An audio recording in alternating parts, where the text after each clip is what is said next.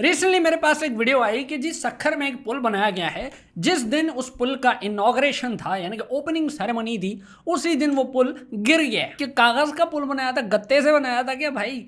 पुल इतना बड़ा कैसे गिर गया? अब इसके पीछे आप नाकारा इंजीनियरिंग को ब्लेम करो या फिर करप्शन को ब्लेम करो, बात एक ही है। करप्शन की वजह से ही नाकारा इंजीनियरिंग होती है। अब खुद बताओ, ये वाला मुंह लेके आप जाओगे चाइना के पास कि यार ये सीपैक में ना हमारे लोगों को जगह दे दो, हमारे पास अंत किस्म के इंजीनियर बैठे हैं, वो सारा कुछ कर देंगे आपका। नहीं कह सकते ना भाई, तुम लोगों को जगह देंगे तो यही हो जाएगा। चूल्हे के नीचे में टॉयलेट सीट फिट कर दोगे हैं कि भाई ऊपर से खाया नीचे से निकाला, ये लॉजिक पेश कर दोगे। इसलिए वो सीपैक पे चीनी ही लेके आएंगे भाई, जब भी लेके आएंगे। अब इस बात पे कोई शक नहीं है कि करप्शन की वजह से और इररिस्पॉन्सिबिलिटी की वजह से हमारे इंजीनियर लूर लूर फिर रहे हैं, उनको कोई जॉब नहीं मिल रही। 1 लाख इंजीनियर बेरोजगार हैं पाकिस्तान में, ये 2021 की रिपोर्ट है और हर साल बढ़ रहे हैं। वो भी क्या जमाने थे कि आपकी फैमिली में से कोई ना कोई ताया इंजीनियर होते थे और बोलते थे कि बेटा आ जाओ, बहुत स्कोप है, मैं तेरा फुद्दू फिट करवा दूंगा, तेरा सीन ऑन हो जाएगा। अब वो बेचारों को सिर्फ अम्मी के ताने पड़ते हैं कि तू बड़ा है, तू इलेक्ट्रिकल इंजीनियर, स्त्री तो तेरे से ठीक नहीं होती। अंदाजा लगाया जाए तो 10 से 15 से 20-25 लाख भी लग जाते हैं इस डिग्री को पूरा करने के चक्कर में। लेकिन रिटर्न ऑफ इन्वेस्टमेंट क्या है?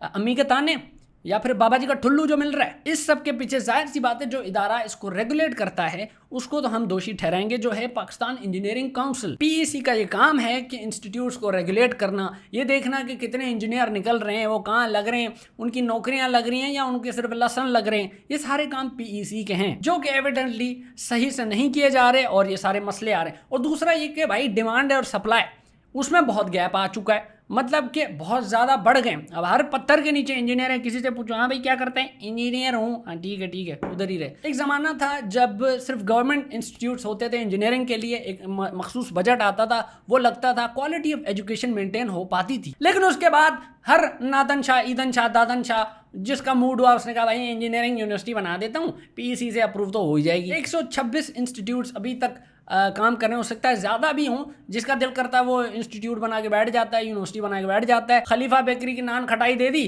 पीसी ने आपका जो अप्रूवल कर दिया, बड़े बड़े तोहफे लेके आपके इंस्टीट्यूट को, यूनिवर्सिटी को अप्रूवल दे दिया कि हाँ भाई आप इंजीनियर पैदा कर सकते हो। अभी करंटली 10,000 इंजीनियर्स हर साल नए नए पैदा होते जा रहे हैं। अबे भाई इतनी नौकरियां हैं ही नहीं, इतनी इंडस्ट्री ही नहीं है, ये कहाँ जाएंगे? फिर यही होता है इनके साथ, या तो भाग जाते हैं या फिर वो किराने की दुकान लगा के बैठ जाते हैं। कोई अमीर होता है तो वो अब्बे का बिजनेस संभाल लेता है या पेट्रोल पंप पर जाकर बैठ जाता है। तो वो जो क्वाड्रेटिक फार्मूला उन्होंने सीखा, अब खुद बताओ उसका क्या करें? उसको लिखें पेपर पे, बत्ती बनाएं, क्या करें उसका? एक वजह यह भी है कि इंडस्ट्री और एकेडमिया के बीच में कम्युनिकेशन नहीं है।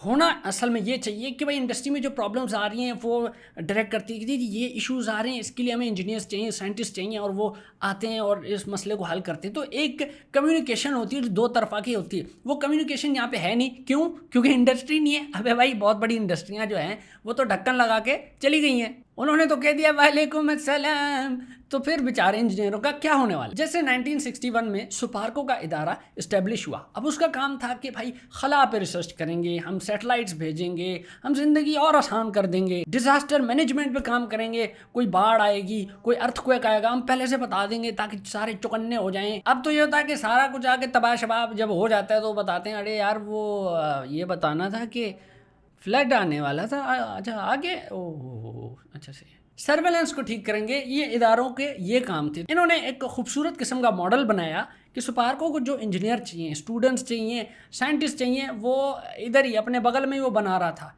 एक इदारे की सूरत में, एक इंस्टीट्यूट की सूरत में एरोस्पेस इंजीनियर बन रहे थे, उसमें मैकेनिकल इंजीनियर, इलेक्ट्रिकल इंजीनियर। इसी गैप की बात कर रहा हूँ कि सुपार्को कोई इशू पैदा आया, वो उधर ही बगल में से बच्चा उठा लिया, साइंटिस्ट उठा लिया, इंजीनियर उठा लिया, लो भाई उनको जॉब भी मिल गई। खूबसूरत किस्म का मॉडल, लेकिन ये मॉडल ज़्यादा देर तक चल नहीं पाया। क्यों? क्योंकि फंडिंग नहीं रही। अब भाई खलाई शौक जो है ये थोड़ा सा महंगा शौक है, अमीरों वाला शौक है। इधर खाने के वादे लगे हुए हैं, भाई तुम किधर हैं, खला में जाओगे, तो खला के जो वादे थे वो सारे बेचारों के जो बच्चों को किए गए थे वो धरे के धरे रह गए। बच्चों ने फिर यही किया यार, एक जोड़ा रोल किया, लगाया और खुद ही खला में चले गए। क्वालिटी ऑफ एजुकेशन उस तरह से रही नहीं है, सफ़र कर रही। उसको बेहतर करने की बहुत ज़रूरत है और उसको डिजिटलाइज करने की बहुत ज़रूरत है। हमारे ज़माने में ये होता था कि भाई एक बाबा जी वो चौक से बैठ के इतनी कॉम्प्लिकेटेड फिगर्स बना रहे हैं, हाइपरबोला पैराबोला बना रहे हैं और इतना कॉम्प्लिकेटेड सी साइंस समझा रहे हैं, फिर पूछ रहे हैं हाँ बेटा पैराबोला हाइपरबोला समझ आया?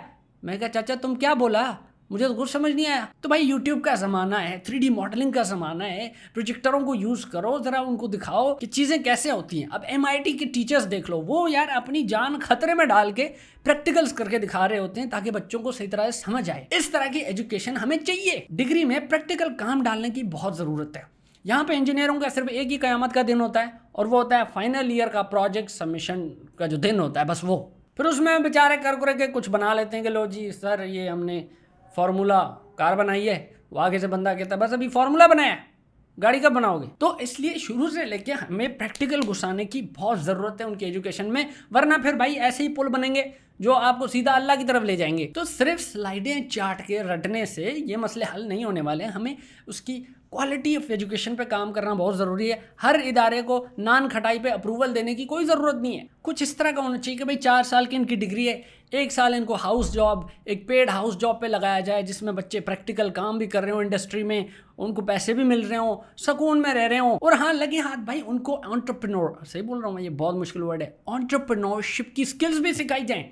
समझ रहे हो, उनको हरू भरू जाके फलाना कॉफ़ी वाला, फलाना चाय वाले की जो है कोर्सेज ना खरीदने पड़ेंगे यार अब हम क्या करें अपनी ज़िंदगी के साथ, ताकि वो रेडी हों कि इन केस अगर एक एरोस्पेस इंजीनियर है उसकी जॉब नहीं लगती तो भाई वो गत्ते के जहाज़ बना कर रेडी लगा के कुछ कमा तो सके। मतलब कि उसमें एंटरप्रेन्योरशिप के स्किल्स हों, इनोवेशन के स्किल्स हों, बिजनेस का आइडिया हो कि अगर जॉब नहीं मिलती तो किस तरह मैं जॉब्स क्रिएट कर सकता हूँ। इस तरह के कोर्सेज इंक्लूड करने की करिकुलम में बहुत ज़रूरत है। बाकी बेरोजगारी तो बढ़ती जा रही है। मतलब इस तरह के जो टेक्निकल रामी किस्म के हमारे बच्चे हैं जो हमारे बहुत काम आ सकते हैं, या तो वो इस तरह के पुल बना रहे हैं, इस तरह की सीढ़ियाँ बना रहे हैं जो सीधी अल्लाह की तरफ जाती हैं करप्शन की वजह से, या फिर वो मुल्क से ही बाहर जा रहे हैं कि भाई हम अपना फ्यूचर सेट कर लें, पाकिस्तान जिंदाबाद, बस अल्लाह ही मालिक है। आई होप इस मुल्क से बेरोज़गारी ख़त्म होगी और हमारे इंजीनियर सही तरह से नहा पाएंगे और अच्छी सी ज़िंदगी गुजार पाएंगे, रोज़गार के साथ लगेंगे और पाकिस्तान को तरक्की की राह पे लेके जाएंगे। चलो जी, मिलते हैं आपसे फिर किसी और बात पे तबसरा करेंगे। तब तक के लिए आपके भाई को दें इजाज़त। Good bye.